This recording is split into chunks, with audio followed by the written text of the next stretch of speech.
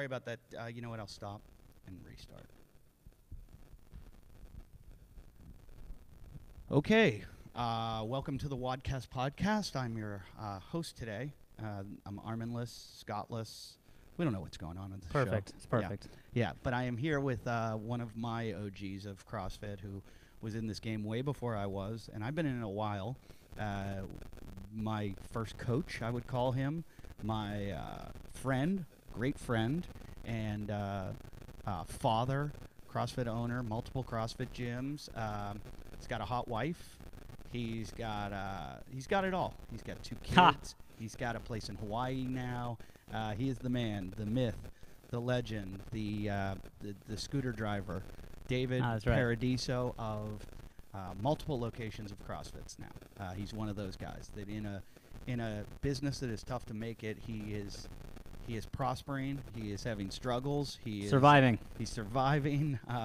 We commiserate a lot because I feel like the business I'm in as an entertainer is very similar to the business you're in, and you have your ups and downs. And by the way, you're going to be able to watch this episode on YouTube. So this is the first one on YouTube? This is going to be we filmed the one with Ronnie Teasdale, or the athlete formerly known as Ronnie Teasdale, who we now call Ravi Chander.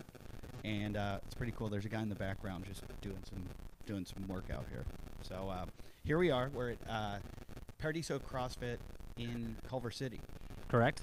You have gone through more incarnations of your gyms. I guess that's everyone, though, when you talk. We're in Silicon Beach, where real estate is the hardest part of the job. Is the rent pretty ridiculous here? Yeah. When I give people the full nut of my facilities, they freak out. Well, I remember your Venice facility, the rent in that. And I was just like, what are you doing? Because you had the best deal ever. Yeah. In your Marina Del Rey location. Yep. How many square feet was that? Like just over 2,000 square feet. And what were you paying in rent? Like less than $5,000 a month. Jesus. Like, I think and people around the country don't realize that's dirt cheap for Los Angeles. Yeah. Like you're not. But I mean, there's a few things I can talk about now. Like we operated there for 7 years, and we never finalized our gym permit. So there was this constant fear of an angry neighbor shutting us down, being right? Shut down on a daily basis. We didn't have the parking. Well, wait. So let me ask you this question: You closed that one because the landlord. Yeah, we were actually month to month for 3 years. The landlord just we're gonna renovate someday, and just waiting for that notice for 3 years. Well, how long did it take you before you opened this one? Well, so in those days we were actually at a wait list, in the early days, and we were trying to get rid of it and look for a bigger gym in LA. We couldn't find it, so we ended up with the Venice location. So we had 2 gyms 2 miles apart, trying to make one big community, and then eventually when they closed the Marina gym, we had already been looking for about a year at that point. So this is kind of a better situation because you're farther away. So you have 2 distinct, different groups of people. Yeah, that was one of the incorrect assumptions we made. We were like, by putting the gyms super close together, Marina and Venice, we can keep everyone as one big community, but no. Right. Even 2 miles in LA is people are like, I don't want to drive all the way over there. It takes me 20 minutes. I remember when I told you one time, because I would have to go, I don't know, it took me 10 minutes or whatever. I had to drive there. There was no biking or anything to your gym. I had to drive there. And you were the closest CrossFit gym to me. And I remember joking with you once. I said, hey, I heard they might open a CrossFit gym in Venice. And I go, sorry, Diso, but I'll be going there because it's closer to me. And then you're like, where are they going to open that? And I told the location. You're like, that's me. But there is something to that. Because people, it's the tribal thing, it's the component of CrossFit that is probably one of the biggest parts, besides the actual workouts, is just that this is the #1 social outlet for adults, for a lot of them in their lives, going to the CrossFit gym. So they create friends at a time of day, and even though the other gym is close, they just don't make it over there. I just had that conversation with Ravi last week about how, for 30 some years or whatever, we just polluted our bodies we're trying to kill ourselves with drugs and alcohol and partying all the time. And I think there's like this new social awareness of, oh, the pharmaceutical companies, the food industry, they're all trying to kill us, and we don't want to die, and we want to live long and enjoy life. So gyms are like the new bars, and people go to the gym and they find people where they socialize. I would just say outside of bars, there's no place to socialize. There's no like. No, because people stay home. They're on their computers. They don't socialize. Yeah, so it's work, which is not a optimal environment. I've told people that when they move to a new town, buddies of mine, they're like, oh, I can't meet any girls. I'm like, join a gym, you idiot. Yeah. Just join a gym. And I say join a CrossFit because they do have that community aspect where everybody's like friends there. It's not like a Globo gym where you walk in and you're a loner. You've got that community. You'll make friends. And the next thing you know, you're going to events and parties. And I've always said that you've done an incredible job of creating a community with your gyms. And with that, I'm wondering, how's Hawaii going? So we bought Kauai CrossFit November last year. How did that happen? Actually, Jackie Perez told our head coach, head programmer, Jessica Suver, that it was for sale because she used to guest coach there. Oh, I didn't know that. Yeah, that's like kind of where she got her start on social media, taking cool pictures. And okay. I don't know the exact history, So but she guest coached and was a good friend of the founder there. Jessica is one of the coaches at CrossFit Paradiso who was she's a games athlete. Was she in the regionals team? Did she make many time regionals team athlete and then games 1 year. Yeah. So she's an excellent athlete. I've known my her first since the basically my first real member and now head programmer manager. Oh, awesome. So she so Jackie told her and then she told me and it was a good deal. I mean, basically what happened was the guy that founded it, he sold it to a guy that owned it for 6 months and mainlander on the island didn't vibe, and 6 months later, I had the opportunity, and my wife and I met in the Virgin Islands, so we've been trying to get back to the island lifestyle. So how did they like the Howley over there? Are they okay with you? Yeah, I mean, many of them were like, "How do you get along so well?" And I was like, "I have experience in the island, So, and I think that's you show respect, brother. Yeah, exactly. Well, I coached every class there basically. For months, so they saw I was working hard. I wasn't there just to, take advantage of the island. I was actually working for the people, and that's part of it. I think, again, it was awesome for me to go back to a gym that has less than 100 members, coaching every class. It brought me back to when I first started in a garage, and the gym was really small, and it had me, it taught me a lot. It was great. It's going to sound cheesy, but I find like a couple of my successful markets are Australia and Hawaii's like really fun for me now that I perform over there a lot. And people always say, well, why did you do well there? And it was because I embraced them. Like I wanted to be their friends. I wanted them to like me. It wasn't I was going in to take their money and leave. And I think they see that. And if you come in and you've got good intentions, they are like I don't. You pay your respects. I mean, it's that simple, right? It's that simple. When I get to Hawaii, I do everything I can to get to know everyone, and I watch my place, especially surfing, because everybody knows they've got a lot of rules over there, and the locals are, you got to respect them, and so I do it, and I've gotten myself with my comedy in trouble a few times where I've had to make some phone calls afterwards and say, hey, is he upset, and am I okay, and tell him I'm sorry, and it was just a joke, and I wouldn't do that anywhere else. If I was in, no offense, Indianapolis, but I'd be like, fuck that guy. Tell him to go fuck himself. Right. He interrupted my show, and I went after him. But because they know that you want it back at Hawaii, right? Like, you don't want to get kicked out of there. No, you don't, and you can. We were just talking about it the other night about how it's like a lawless kind of land, and I don't know Kauai at all. Yeah. Is it similar to that? Well, I tell people the kind of the quick story of Kauai is, do you know about King Kamehameha? Yeah. So he united the islands and conquered all of the islands except for Kauai. Oh, I didn't know. He never conquered Kauai. Oh, interesting. And so that's like their history, that's their pride. And I would say take that, and they didn't allow tourism to conquer their island either. Yeah. That they you can't build there's a law you can't build a building taller than the tallest palm tree. That's pretty cool, though. And they really didn't really try to take advantage of tourism.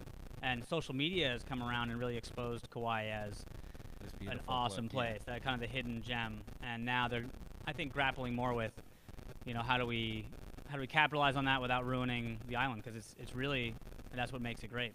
Do they? So they have accepted you, though. You feel? I think so. Yeah. I think the majority. Is the membership up? Yeah. Yeah. Yeah. And again, one of the things that we did was we and I could talk about this all day, is, we see a lot of people kind of selling business models for CrossFit, right? So I had an opportunity to go to a existing community and apply my philosophy and model of what I have in LA over there. And immediately there were some things that worked and some things that didn't. And we did something that would be seen as, I don't know, maybe not a smart move, but we reduced our rates. Oh, interesting. So in Kauai, the typical membership's around $100 a month. Okay.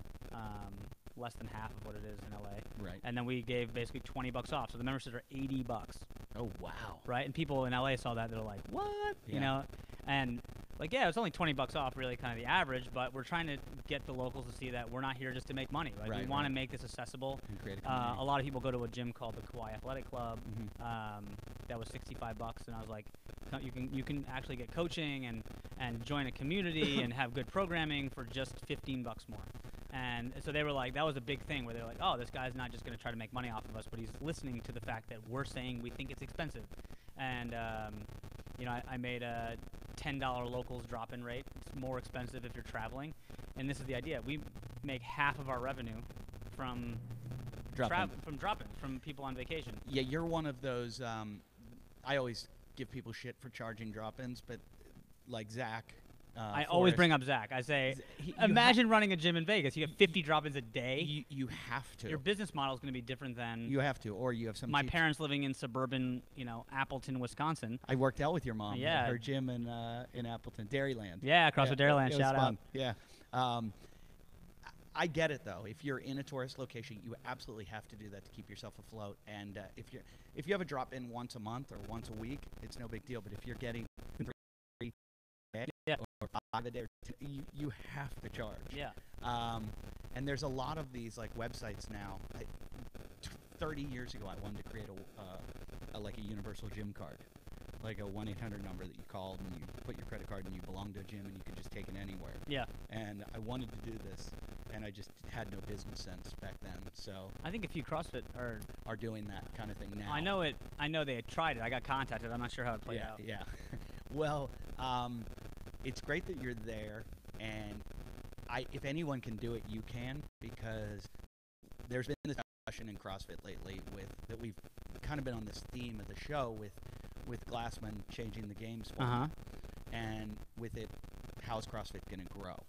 And we always talk about that there's only this like 90 or this 1%, if that, this 0.01% of CrossFitters that are ever going to go to the games. Right. So why is this whole business model revolving around them when it should revolve around the 99.99 percenters? Like, I've said that forever, because when I realized in my delusion, very quickly, I was like, oh, hey, I'm good at this. And yeah, I mean, I think it's you understand. We could bitch about social media, but it's you post a high-end athlete doing something crazy impressive, and they look good, and it's something very few people in the world can do. You get a lot of likes. Yeah. And then you post a success story from somebody, and you don't get as many. It's funny. And people are like, they don't take the time to read the story that goes along with it. No, no one's reading. That's why Facebook bought Instagram. I like to compare CrossFit not to like the NFL or basketball or something like, hey, you play in a weekend basketball league, but you're never going to be in the NBA. Right. I like to compare it more to the marathon. Anyone can go run a marathon. You sign up, you pay, and you run it. But there's only going to be 20 guys that have a chance of winning that marathon that 10,000 people are running it. And it's a different world. That's their life. It's separate. And do you even want to be those people? Right. So CrossFit needs to realize, and how much do runners focus on those top runners? And I'm a runner. I couldn't name you one top runner in the world currently. I probably know the guy who runs the beer marathon, or the beer mile, better than I know the guy that wins the marathon, the New York City Marathon, or the London Marathon, or the Boston Marathon. I don't know those people. But in CrossFit, everybody knows Rich Froning and Matt Fraser, all these Tia Claire Toomey. They know every one of them. Right. And it's weird. It's like there's this obsession of those people, and it's taking people away from. Yeah, I mean, for those of us that were, that started our gym basically before the games became such a big deal, the introduction of the sport, it was one of the biggest challenges for us to face. And now we're in this position of, I think most people, if you have a conversation, agree with Glassman that there's more people that are that need to be helped, that are not the 0.01%, and the sport now kind of defines CrossFit. That's why I view it as, he's saying this is not what CrossFit is. The sport's cool. And to your marathon really cool. analogy, I tell people, if you sign up go to a local competition, the idea of a marathon or signing up for a local CrossFit competition is not to win, it's to give yourself purpose in training. Yeah. It gives you, you're like, I sign up for the marathon, like, fuck, now I got to go run, Yeah, right? Like, fuck, it's 3 months away and you're just thinking about it and just motivating, right? It's a good point. And, so there's value for the sport of CrossFit, but within the gym environment, like how much time and energy we spent trying to get a team together every year, right? The value of going to regionals as a community event and a promotional tool for, who we were was it took a lot of time and energy, to figure that out and to manage that, the needs in a tight space in LA, right? We don't have a lot of space. Right. So that's the hard part. But I had a gym owner recently on the show saying, and he had gone team to regionals and stuff like that, and he said that was a big draw to his gym. So it's a big selling point that when people join your gym, they want to know that you've put athletes out there that have made it. That's what I mean. Is like there are people that it's a selling point. It's a promotional tool. That's right? so weird. So there are people. This is again the positive side of the CrossFit Games. Some people watch it on ESPN and are like, "Fuck, I want to go do that." Right. Like they're inspired by what they see. They understand the message that they're not going to go to the games, but they could go do that. Like that's pretty cool. It looks pretty cool and it looks kind of fun, and they accept the message. While other people are instantly intimidated by it. Women will say, "I don't want to look like the women at the CrossFit Games," and completely turned off by it. So it's a double-edged sword. It's not perfect, but that's who ends up populating the gym more are people that get that message. It's the I see why now. I was thinking that was stupid, and then I'm like, no, I realize why people also want to join a gym like that, because it validates them too. People like to get their picture taken with famous people, to go, hey, look at me with so-and-so. That validates them. People like to join a gym. Where are you working out? Oh, where I work? I work out with so-and-so. Right. Or so-and-so. You don't really work out with him. Right. He does his own programming. He's not doing any of the shit you're doing. Right. He's living in... You're in the same room that he occasionally goes to work out, or she. But that validation of telling your friends, like, I'm a badass. I've been working out with, it's like if you're a boxer. I work out at the same gym that, Evander Holyfield's working out in, or, whatever boxer it is. It's validation. So I get that, but I think, when you say that the programmer for the team is also making the programming for the group class, that they know what they're doing. Yeah. That they have the capacity. The qualifications. Well, the way we always kind of phrased it was, we can help anybody. Right. So if you're super out of shape, we can help you. We got private training, and our coaches are great for scaling. But if you're an elite level athlete, we can help you too. And here's how we can prove that. We've been to regionals every year. That's for a the very last good 8 point. years. That's a very good point. So they're trying to basically cover all bases. Our mission is to help everybody, right? Right. So we're not leaving out those marginalized groups. My father-in-law moved to Charlotte, North Carolina, and he had a gym and a trainer, really good trainer in where he used to live. And I said, where are you going to work out? And he said, and I said, let me help you. I'll go through and look at their qualifications and then go meet with this, So I looked at like 5 different gyms, and one was a CrossFit gym and a couple other like personal training things. And it was very interesting to do that, to look by qualifications of what they had and what on their websites they claimed was important to them. Right. And to then ultimately, and after looking at all these different places, the CrossFit gym looked best for him, even though he's a guy, former athlete with tons of injuries and everything. You worked him out one day. Yeah. I think he did his first CrossFit workout with you. I was like, I think you should go to this guy. And I said, even as a personal trainer, that'll realize your limitations and not get you hurt. Like if going into it, you're not going in for classes just like, hey, I'm going to go compete with everybody. You're going in with, this is my problems, help me out. And there's no better place to go because this guy, in my estimation, was the most qualified guy. Yeah. So, I mean, that's what's. I always tell people when people ask me about CrossFit, I go, you know those restaurants where chefs go to eat? I go, CrossFits are kind of where trainers go to train. You know, if you meet a good trainer, he's probably doing himself. He's probably doing CrossFit. Yeah. Or some version of CrossFit, right? Exactly. But the other thing is about your gym that I've always found great is if you look at even your logo, which is behind us right here, the Paradiso, you've got the oar, the weights, the snowboard, the sword, and it's like when I came here, it was I wanted to get in better shape so that I could do sports. Like I didn't want to be a CrossFitter. I wanted to be able to climb and run and snowboard and ski and swim and surf and all those things. And so you always got that. And so your gym, you had all these events. Let's go to Joshua Tree. We'll climb. We're going to go surfing. We're going to play volleyball on the beach. And I don't know how many gyms are following that model anymore. That's why I said on paper, the reason that CrossFit's changing the games makes sense, right? Yep. They want to advocate for that. And ideally, you have more people. That's 9% of the people walk in the door, they just want to look better. Question though, is it too late? Is CrossFit past the point? Like, did Glassman wait too long to do this? I don't think so. I think a lot of people still don't know what CrossFit is. I think their move with CrossFit Health and that conversation is,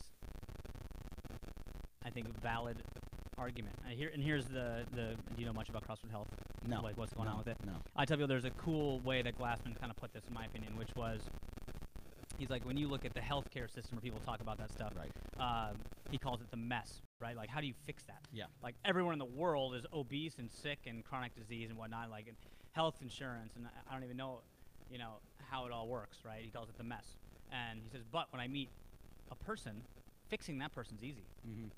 And that's the idea, right? Is if we get more doctors saying, or fitness professionals saying, just change your diet and start working out, and you can be better. And we get more people doing that, understanding that as the solution. We don't have to worry about the bigger picture. It just takes care of itself. Right. And he's just trying to say, like, there's now called Medicus One. There's some doctor's office in New Orleans that's like an affiliate. Oh, that's hilarious. And he's a urologist that he's basically documenting people that come in with ailments and saying, normally this person would be given these prescriptions. I gave him CrossFit, which is I changed his diet and I had him start working out, and his stuff went away. Here's what's going to happen. That conversation with people, when I say like that kind of story to people, they're all like nod their head like, yeah, I totally agree. That's cool. Like, people get that healthcare's fucked up. Yeah. Right? And a lot of people, one of the interesting things I see is that the earliest adopters of CrossFit are still super passionate. Most of the early members that I had are still doing CrossFit. They'll never switch back, and they have stopped maybe trying to get their friends and family to do it. Mm-hmm. And I think that this changes. This is a new concept, allow more people to maybe get involved or look at CrossFit in a different way. So I don't think it's too late. I think a lot of people still don't know what CrossFit is, or never really understood the base of CrossFit, which is general health and fitness, to be able to do stuff that the sport threw CrossFit off balance for a few years. Which I always said. Right. I said it from day one, and everybody called me an idiot. And they still do. All you guys out there that call me an idiot, I've been dead on. I've been right about all this shit. And Glassman, as despite all his flaws and mistakes, I think has always had the affiliates' backs as much as possible, and he, listening to our frustrations of the games, causes some challenges for us as gym owners, right? In trying to have competition teams or people that are scared to start CrossFit because they'll look like a games athlete, or because they think they're not fit enough to start CrossFit. The classic. Yeah. That's one of the things I want to do. I want to start how to get fit to start CrossFit, and just give them CrossFit. It's like those types of things. I think are all intimidation and fear based on what they see on TV or what the games represents. Well, there is, when you said that, how to get fit, there's that joke, your workout is our warm-up. I want to make shirts that say, I think we had our fans give us ideas, and one fan, I got to give him credit, whoever it was, said that our shirts should say, for WODcast, your your warm up is our workout. Yeah. And it's kind of the reverse where there is that fear. People come in and they go, I think it's the fear of injury and that whole concept that did get thrown around and it got branded. It got branded that CrossFit will hurt you. Yeah. And it doesn't help that all these top athletes that have devoted their life to it, 2 or 3 years out of it, are all hurt. And they're athletes, but they worked out 3 times a day and did this crazy shit and put themselves through it like a motocross rider or a football player. And so, but they're the ones that we're focused on all the time. Yeah. They're the ones that everybody saw. They didn't see the guy that, like you said, that's been doing it for 10 years and coming in your gym. Like, I went through the evolution. I remember when you talked about the evolution of a CrossFitter, Yeah. where you start out, you know, and then you think you're going to be a games athlete, and then you get hurt, and then you start over again, and you start all your movements, trying to do them full range of motion and properly, Right. and then you start getting stronger again, and there is this, like, ebb and flow or mountains and valleys that you go through. Well, the problem with it is, with the games, everybody focused on all these top athletes, and then you hear them all, like Dan Bailey, where's he now? You know, he tore his pec, he's got a knee injury, he's got a this, he's got a that. You look at all these guys and you go, oh, CrossFit makes you hurt. No, competitive CrossFit hurts you. Well, I mean, that's interesting. I don't know if I agree. I think fear of injury is definitely real, but I'm not sure it's because, you know, the people down the street know about Dan Bailey. You know. Well, but I think it's, you know, a lot of that original lawsuit stuff against CrossFit. The study that went around. Right. That, I think Yeah, it that was did like hurt. 16%. What did it say? 16% of participants in CrossFit quit due to injury. And CrossFit, you know, debunked it or whatever, but it got shared a million times. You know, a million times, right? And it just became the mantra for people that were anti-CrossFit was you get hurt. And here's an article and study. The people that were anti-CrossFit, and I'm sorry, I was trying to interrupt you there because I was like, oh, you're right. What I was saying before isn't exactly true, but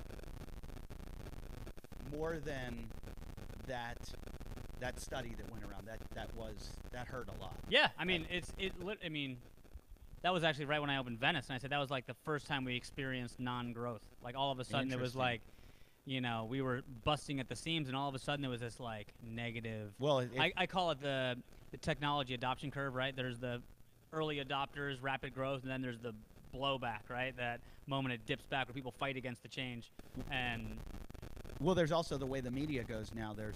There's these giant media companies that own all the media in the country, so they'll print out like something on the AP Newswire or something, and it gets picked up by one newspaper. Yeah, and then shared with all of them, and so those are everybody's main source of news, and it's not coming from, 75 different independent sources. It's the 75 independent sources are all coming from one conglomerate, and they're getting all that news, and it's being just spread down. And then they have all these analytics where they like recognize, oh, that CrossFit headline that commented on potentially killing you did pretty well. Yeah, click. We should run one of those every month. Yeah, they got fucked. But that was because I believe in the early days there was that elitist mentality that CrossFit had with people at CrossFit headquarters and creating this like we're the most badass motherfuckers in the world. When you go in any gym, even now, you go into global gyms and you see guys in there that aren't doing CrossFit and you're like, holy shit, look at that psychopath over there. And he's doing his own thing that's not CrossFit at all. Right. He's doing bodybuilding or whatever he's doing, powerlifting. That guy resented that CrossFit was like, we're the most elite fuckers in the world. And those guys, it's tall poppy syndrome in Australia, they call it. They want to cut the tall flower down. They went, no, you don't. You're not going to fucking... So they were looking, like I always saw it on the YouTube pages and everything, they're always the haters. And CrossFit called them the haters. But you alienated, CrossFit, you alienated the haters rather than being inclusive and saying, hey, we love what you guys do. Come in. Yeah, that was part of the early days. If you know again the history of CrossFit, Glassman was a message board, guy. I mean, he was arguing on message boards all day, every day, just like our way is the way, and he was combative. Like that was kind of, I think, where he forged his style of fighting for CrossFit. Right. You know, against bodybuilding. You know, didn't he train at Gold's? I don't know. I don't know. I believe there's a legend goes that he like tried to hang rings at Gold's and they chopped him down or something. You know, but you know, I think I say this in a negative way, and I don't mean that, you know, I have nothing against people that are, quote, fitness professionals. I guess that's what I am. But I say the idea is this. Here's, in my opinion, that when people, quote, a fitness professional or someone that goes to school and studies kinesiology and movement, and they look at CrossFit in a group class environment, they're horrified. Mm-hmm. Right? They're like, Jesus, these people shouldn't be doing this. And they'll say, what you need to do first is you need to address your movement limitation and your imbalances, and you need to get some core control and coordination. What we're going to do is we're going to come up with this individualized program, and we're going to, you know, work on this. And then sometime down the road, after you work with me for a period of time, maybe we'll consider talking about doing a snatch. Yeah. Right? And the point is that they're actually right. That would be the best possible way, the safest possible way, maybe, to get to this complex movement called the snatch. But that's not how human nature works.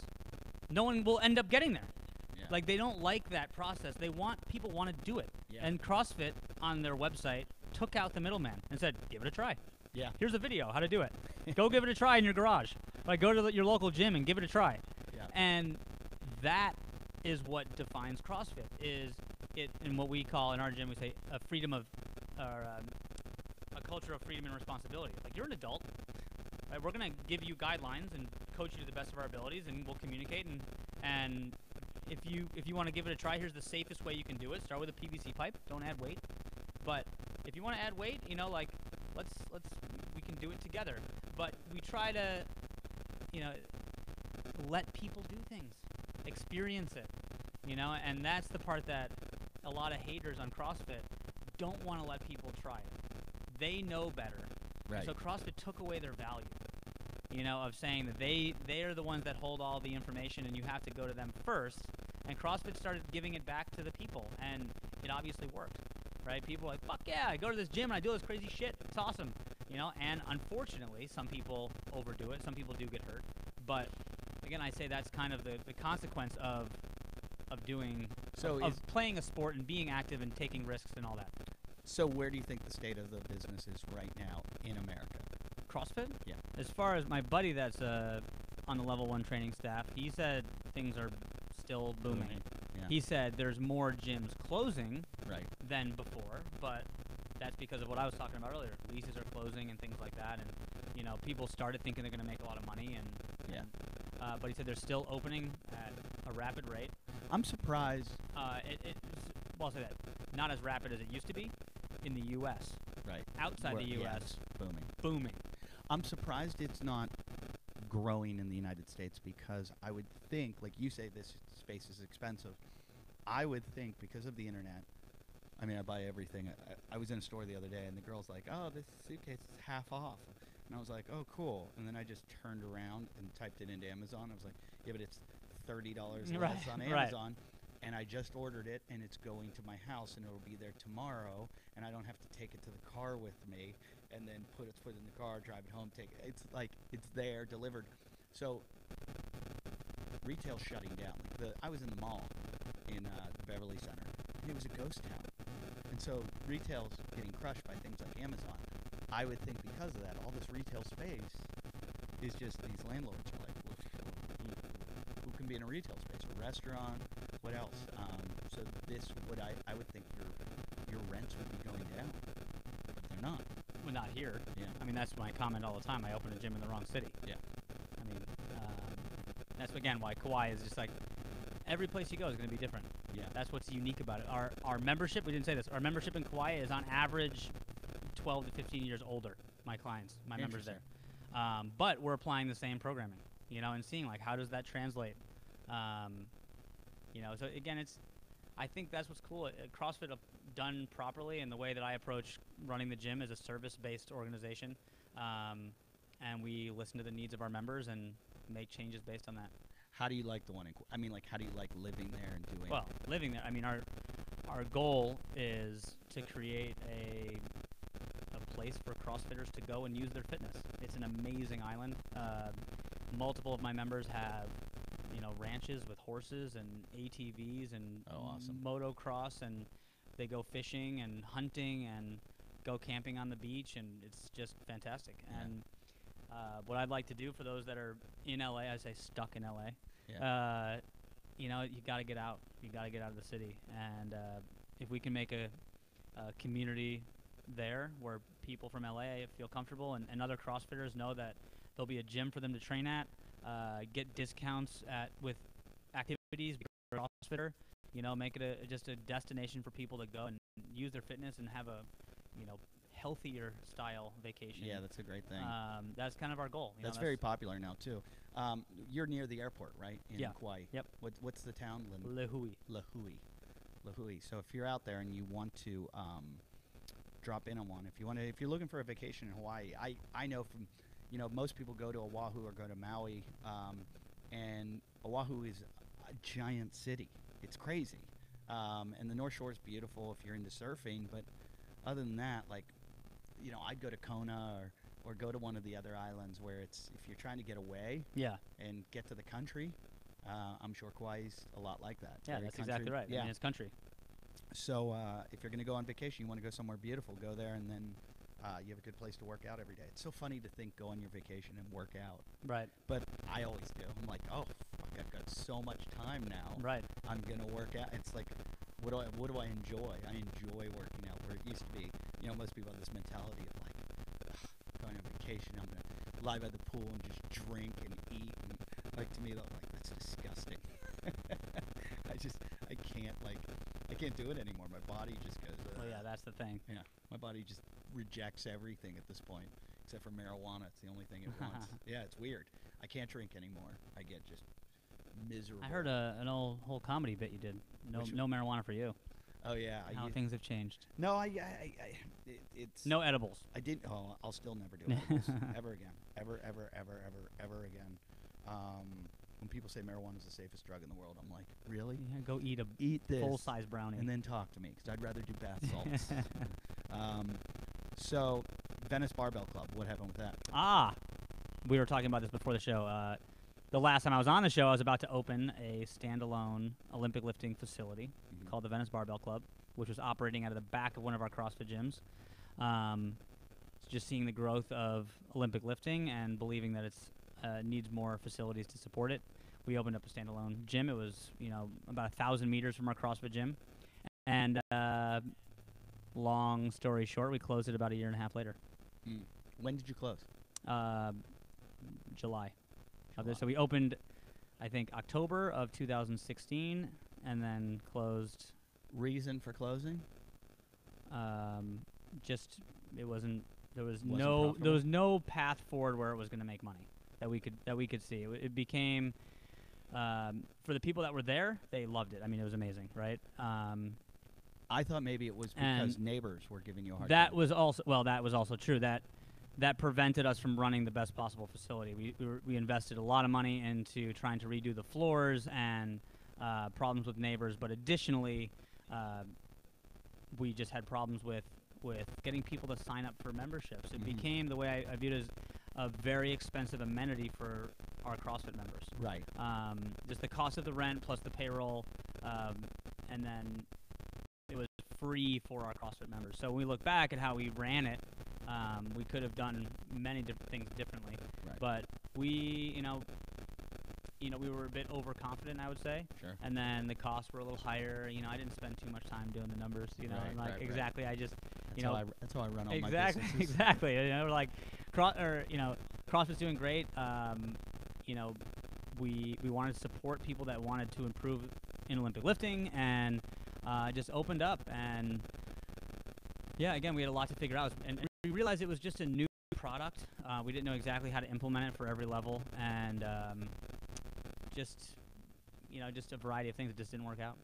Yeah, I think that's how I get into businesses or anything is I just get passionate about it and go, you know what, the passion will win everything over, and I'll cross every bridge when I come to it. And right. At the end, I'm like, oh, God, I wish I had done my preparation.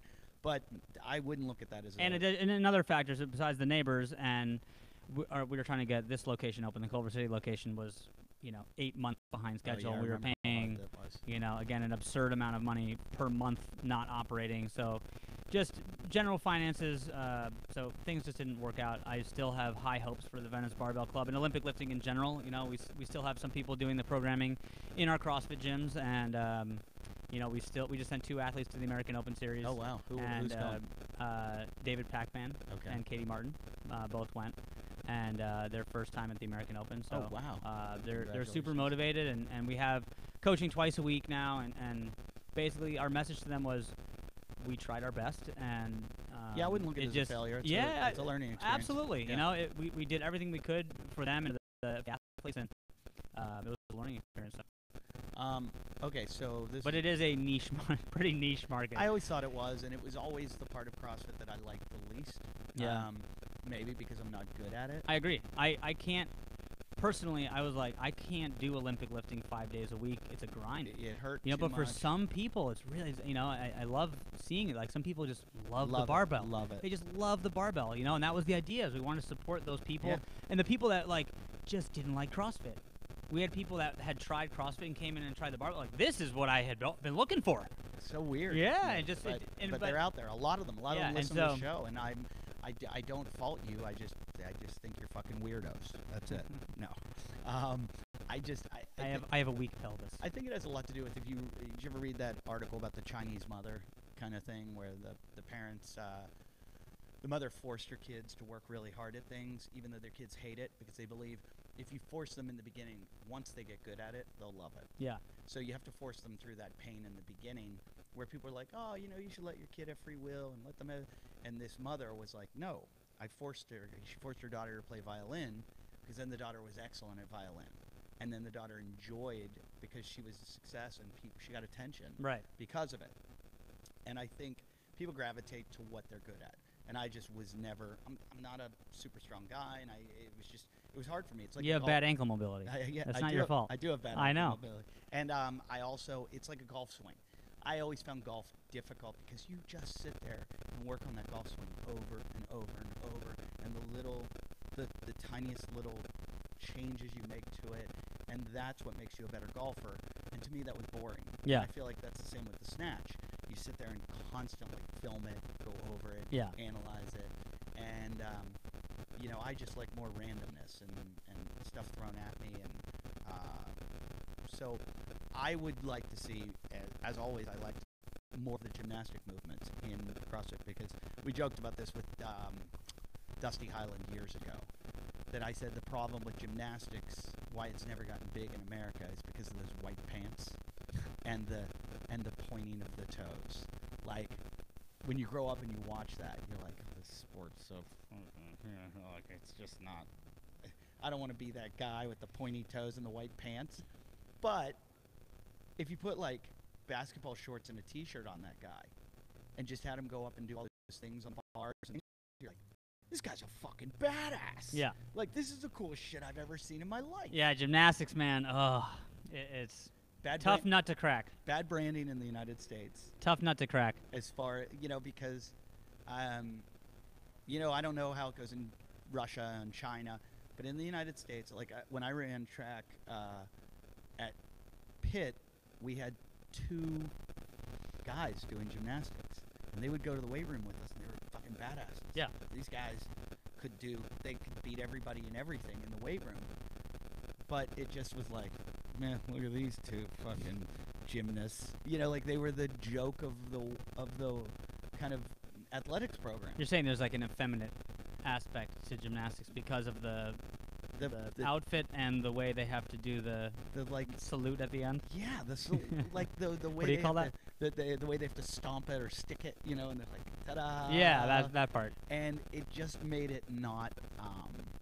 But then you take all these sports, like extreme sports, where guys have to use gymnastic ability. Like I will check Instagram every day, and I'm like, well, yeah, you're talking about are the these guys comparison doing? between gymnastics, traditional gymnastics, and calisthenics that you see at Muscle Beach. Yeah. Right? People love that shit. Yeah. And they say, I want to do that. They Yeah. don't watch the Olympics and say, I want to do that because they No. don't think they could do it. No. Right? yeah.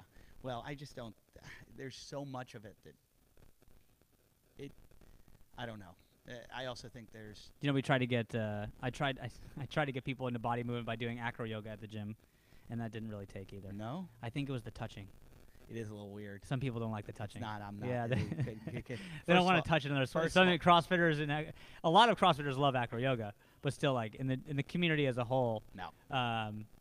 it just didn't play out. My wife would never do it with me, and I wouldn't want to do it with some random. That's why I don't do jujitsu. Yeah, I would like to know jujitsu. yeah. I don't want to practice jujitsu. I didn't mind. I did jujitsu like for 6 weeks just as a trial. Yeah. I did it as part of the gym. Actually, we like got a bunch of people like, let's try jujitsu for 6 weeks and use our fitness. And it was fun. It was cool. And you didn't want to pursue it further? I just didn't. You know, I just had a lot going on, Right. and it 'Cause I was know not. some It was peop- something I knew I couldn't commit to. Some people get into that. But I feel like jujitsu and CrossFit are just really growing together. I mean, Ju- more and more people I see are doing. Like Khalipa does it, and I see it in gyms. And who else? Who else does it? I just say Khalipa is the only one. Anyone else? there's a weird archetype, I believe, and you'll see it a lot in like down in Orange County, and some up here, and a lot in San Diego, where it's these guys that jujitsu, CrossFit, and surf, and I think it's just this alpha male mentality of I want to be the fucking toughest, strongest, best. Like, I want to be all man. And they get out there, and I hear them because I'll be surfing, and you'll hear them kind of trying to, like, dominate the point or something where Yeah. you're surfing, and you'll see some cauliflower ear, or you'll hear them talking with another dude about a tournament, and you're like, oh, God. Like, here's a guy that's, like, getting aggro and keeping me away from the wave where I want it, and you're going, I can't fuck with this dude. He's just talking about going to a jiu-jitsu tournament. Yeah. Like, I can't mouth off to this guy. And so there is this. That's why you want to learn it, right? You want that confidence to be able to like know if some shit went down. Exactly. You know, talking of our logo, right? The most common question I get is people go, "What's with the sword?" People ask that all the time. What's with the sword? So why? And I say it was. Well, when I made the logo, I just sketched up a couple ideas, and one of them was actually. You were high. Yeah, maybe. I did a couple sketches and sent it to a designer, but I wanted to represent the different sporting aspects or utility of CrossFit. And so in some of the versions, I had like a nightstick for police officers, and Right. I did an épée, like a sword. Okay. And then the designer came back, but the idea is that it's meant to represent self-defense. Okay. The idea of battle, Yeah. and that's a common part of life, and why a lot of people need to be fit is some type of war, self-defense, or the unknown part of life. And I said that's the part that's like I know nothing about that. We had the director of The Rise of the Sufferfest, that movie. I don't know if you've ever seen it on Netflix. It's a really good film, and it's about OCR, like Tough Mudders and What's OCR? Obstacle course racing. And why people are drawn to it, why that's a booming business. Yeah. And I think it's the same reason why CrossFit grew so big. And it is this like need for everything's been taken away from you. Everything is, our lives are so simple, and you can practically do everything on your phone, that there is this need to go out and get the adrenaline back and become like man again. And like I said, I see it, the surfing jiu-jitsu, CrossFit kind of archetype, this guy that's like, yeah, I'm going to ride the wave. I'm going to, Yeah, I mean, I think within all those, I'm going to say you're over generalizing a bit, but the idea is, within each of those, there's different types of people, right? I'm not over generalizing. I just have these guys fucking. I've always said it's been one of my challenges in the fitness industry. A lot of guys that have been in fitness their whole lives, because that wasn't my life. I'm not a gym rat guy. I was never good at the fucking like grab ass shit. Yeah. That guys do. And I don't know. I view it as more because I was like a soccer player. Yeah. We weren't in the weight room that much. It's kind of a weight room mentality. I think that. I like the idea of jiu-jitsu for the functional applications of it. Yeah. And I'll go through the training as needed to get there, but the actual bro-y part doesn't interest me as much. Yeah. For some people, that's what they miss. Like they'll think back to their days with their team in the locker room and fucking around and in the weight room. I never really had that part of my life. So I think it's a lot of always kind of reconnecting with a part of your life that that you really Yeah. enjoyed. Yeah, I think. You know? Well, I mean, that And was. you were what? You were a track athlete. Yeah, so but that's what CrossFit was for me. I got to that's what I all mean. of a sudden compete again. Yeah. And but I'm still not going to roll on the ground with dudes. I've had a bunch of people write to me about what I should take. There's a Filipino martial arts, and there's all different kinds of things you can do for self-defense. And I always thought Thai boxing would be cool. That seemed like a no nonsense. I'd like to do Thai boxing. I actually looked into it and going, I'm going to do box and burn. I'm going to do a couple classes because we've had Tony on the show, and I've taken boxing classes before, but I'd like to Again, I'll learn how to fucking punch, right? I just like to be a better boxer. I just find it, especially cardio-wise. You ever interested in doing the spear stuff?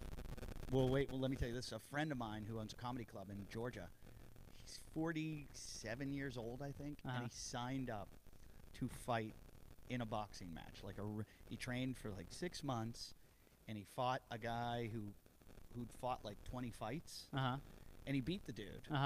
And I watched it on Facebook, and I called him. I'm like, you know how to fight. Like, you're a good boxer. He's like, yeah, I trained really hard for it. Then he sent me the pictures of the day after. He had a black eye, his nose was crooked, and he even wore huge headgear. And I was like, yeah, I'm not doing this. Yeah. Like, there's no way I'm fighting guys. I just don't need a black eye and crooked nose. And he said it was just, I've always just said, I wonder if I have a good chin. Yeah, I don't know. I've never been in a fight. You know, it's like I wonder if I got punched once, I just fucking knock out, or if I could take it, I could be like Rocky. You're never gonna believe this, but I've been in a lot of fights. No. And I've been beat up a bunch of times, but I don't think I've ever gotten. Your career exists in bars. Yeah, I don't think I've ever been knocked out. I've been choked out a few times, but which is terrifying. Yeah. Terrifying. You think you're dying. That's what they do in jiu-jitsu class. Yeah. It's like, get you really close. First time I was choked out was 9th grade. 9th grade, I put a sticker on a guy's back, and this kid, William Glenn, I actually saw him in Pasadena at my show. He turned around. He was like a man when we were all boys. Right. Turned around and put me in a headlock. Like, just lifted my feet off the ground. That's how much bigger he was. And I started, like, tapping out. Like, but it wasn't tapping out. I was trying to hit him to say, you're killing me. Like, I'm dying right now. Because I had never had, I didn't realize, that he had just, like, cut off the blood supply to my brain. Yeah. And he knew what he was doing. Even in 9th grade, this kid was in martial arts. And when I started going out, I was like, oh, this is death.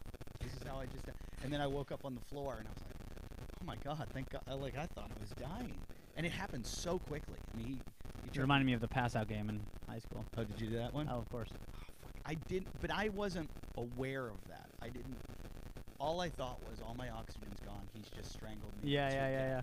And when I woke up on the floor, holy everyone shit. Looking at you. And I never fucked with William Glenn ever again. That dude was big. He's a big fucker. There's nothing you can do in that situation, right? If someone has that position on you, you're basically donezo. I'm sure a lot of jiu-jitsu guys could tell you something, but not me. I knew nothing. Yeah. I was trying to, like, hit him over my head, like, more like, please stop. I'm sorry I put a sticker on your back. I don't want to die. I don't want to die in English class in 9th grade. But that's the spear system stuff, right? Yeah. I think it's pretty cool. Yeah, we had him on the show. Yeah. And he's got a lot of really cool shit. I always just love that idea that even if you're trained in martial arts, if someone sucker punches you, you're fucked, right? Yeah, he told us, I think he said, what's the average length? I always get this stuff wrong because I don't listen well enough. But so what's the average length of a street fight? Like less than a second, right? Like, it's or one punch. It's like 20 seconds or something. And you think about it. He's like, so how much stamina do you need for 20 seconds? And what are going to be your killer moves? Like what's? But I talked to Rogan about it when I was on Rogan's show, and he said, like we talked about all the different versions of martial arts, and he's like, it all comes down to jiu-jitsu. He's like, ultimately, the fight's going to end up on the ground, and whoever's better at that is going to win, because when you get the guy in a hold where you can choke him out, you've now won the fight. And I was like, but what if you can sucker punch him and blah? He's like, you can get to the ground. So there is that argument to it, but I don't know. I don't want to. I'm getting too old to. And my road rage has subsided. I had a little bit of road. I was with a guy the other night who told me he's like pulled like 3 dudes out of cars and just beat them up. I'm like, I never had that kind of. I've yelled at guys. Insane to imagine. But to open, I take that back. I can't stand road rage. I did it once. I can't stand But it. this was valid. I'll tell you why. It's because, do you know how many asshole things you have probably done as a driver? So you're many. like, oh, there's my exit. Sorry, and imagine you're the car behind Okay, yourself as you do that. But listen to my. Right. So when someone does some shit that's asshole, I'm like, maybe they're a good driver all the time. I've done shit like that before. I think I've done that. And B, I just assume everyone's not a great driver anyway, so they're doing what I expect. Okay, but here's my justification for what I did. For road rage? It wasn't road rage as much as I'm standing in a street. I was on Prince Street in New York City, standing right outside my apartment, 199 Prince Street. And I didn't have my glasses on, and I have really bad eyesight. And a cab comes flying down the street, and it's coming really fast. It's barreling towards me. And I'm like, what's this guy doing? And here is where my fault was. I stood there kind of like, this guy's not going to, he's driving like an asshole. He's not going to, like, kill me. And he drives by me really fast, and his mirror hits my arm. And hits it hard. Yeah. It could have broke my arm, but it didn't. And I just snapped into this rage because he's got a red light right ahead. And I just start sprinting towards his cab.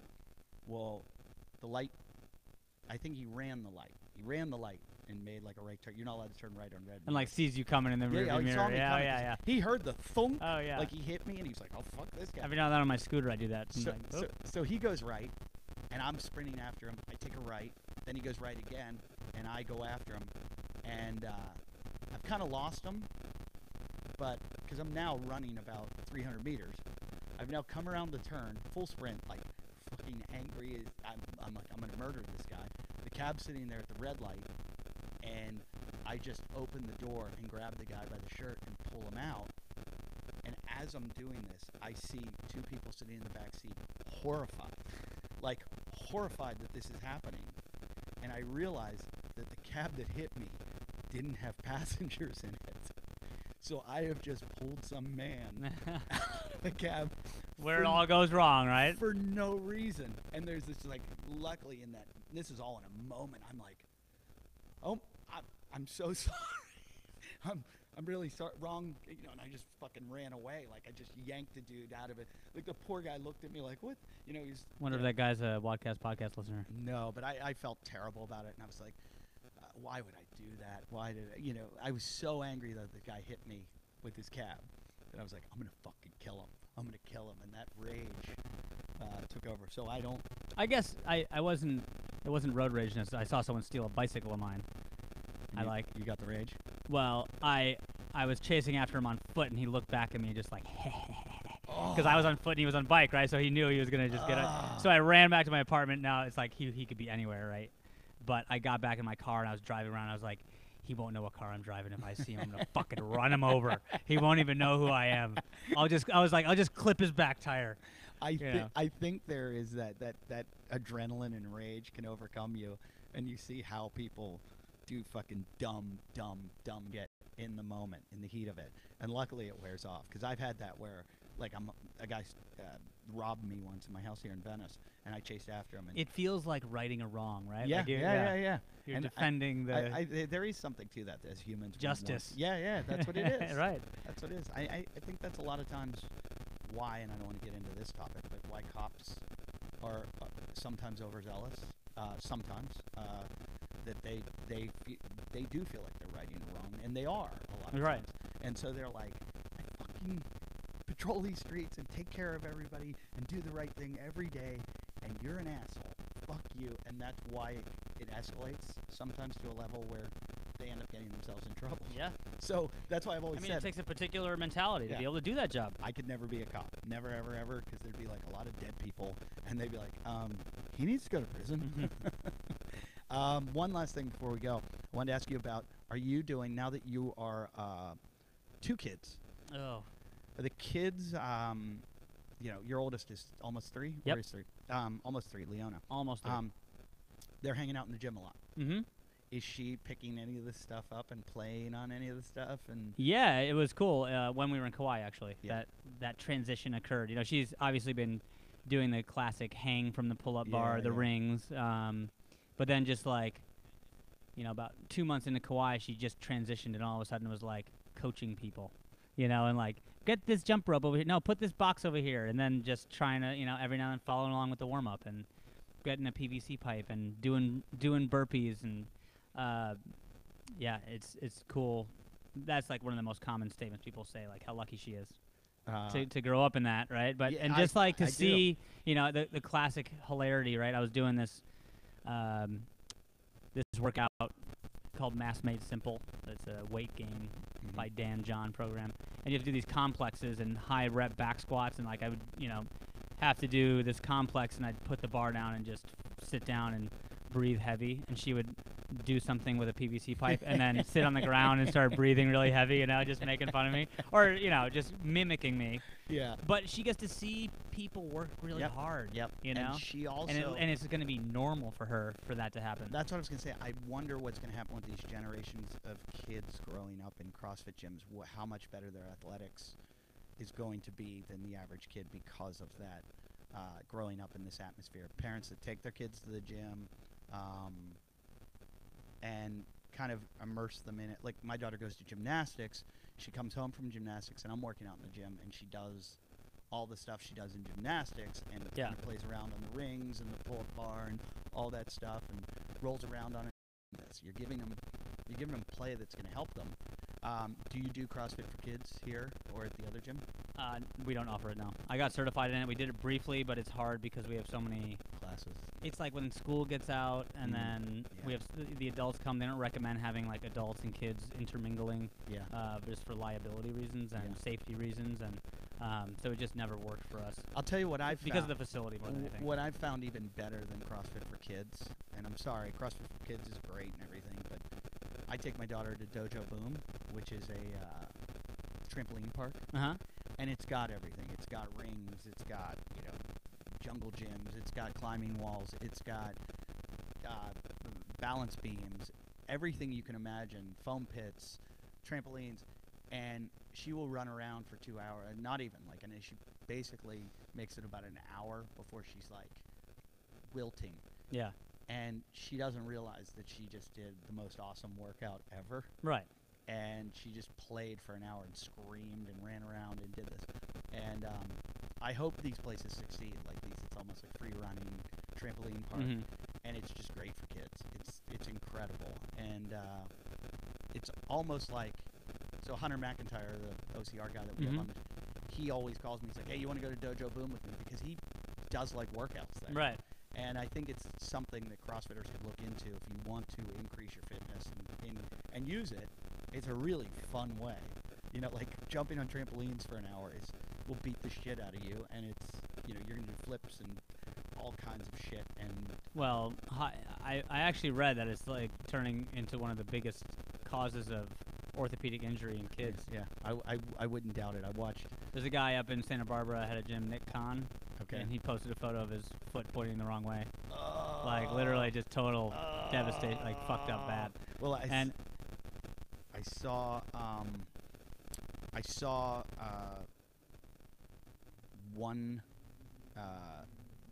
kid just cut in front of us to get on this big trampoline that's like an Olympic trampoline that they're not supposed to use.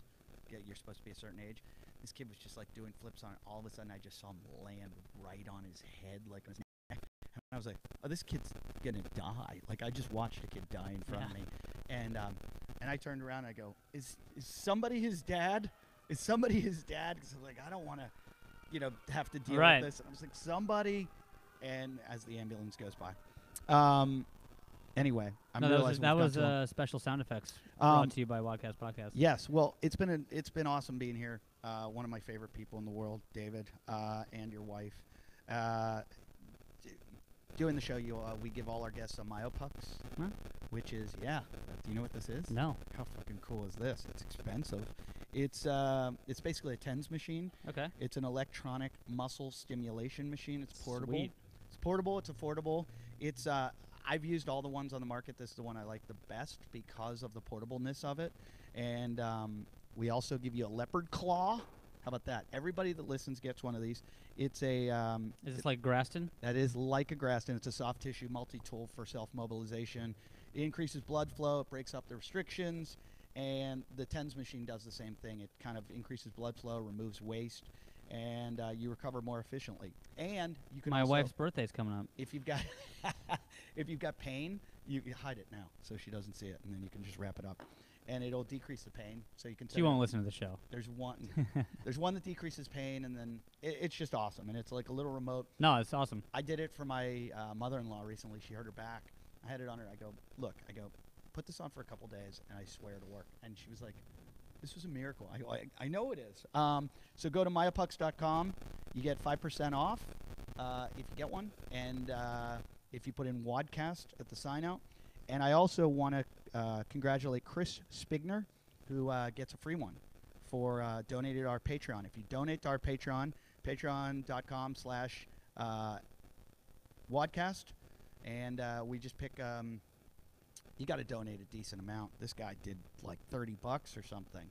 So donate, and we will pick one each week, and you will get yourself a Myopucks. We'll send it out to you. So Chris Spigner, congratulations. David, where can people find you? The classics, Paradiso CrossFit, or at Paradiso CrossFit, and at Kauai CrossFit for Instagram and Facebook. And personal is Diso Paradiso. I have a love-hate relationship with social media, so I go sometimes without posting for a bit. But that's where you can find me in some of my videos. And also, my favorite, where I want people to go, is our YouTube channel, Paradiso CrossFit YouTube channel. I got a lot of great how-to videos on there if you want to check those out. And we do a WOD demo every week with our gym members. It's pretty cool. So check it out and subscribe. Those are very popular. David's like famous all over the world for these. Yeah, I've had 2 people ever see me on the street. Hey, you're the CrossFit guy from YouTube. Can I take a picture? So check that out, and you can always find me at eddief.com. I've got dates coming up. I'll be in Vancouver, October 4th through 7th. And then I'm going to be in Dallas. I believe it's the 19th and 20th, or it's the Friday and Saturday around then at Hyenas. I'm at the Comedy Mix in Vancouver, then Hyenas in Dallas. Got a whole bunch of dates coming up, Portland, Reno, where else? All bunch of things. Go to eddief.com. You can see all my dates. Portland, Spokane, Reno, Tahoe, all kinds of good stuff. eddief.com for all those dates. And join our Patreon, patreon.com/WODcast, or go to WODcastpodcast.com. And join up. And always check out Arm & Hammer TV and Scott Sisu Way. That is it. Thank you, guys. Goodbye. One quick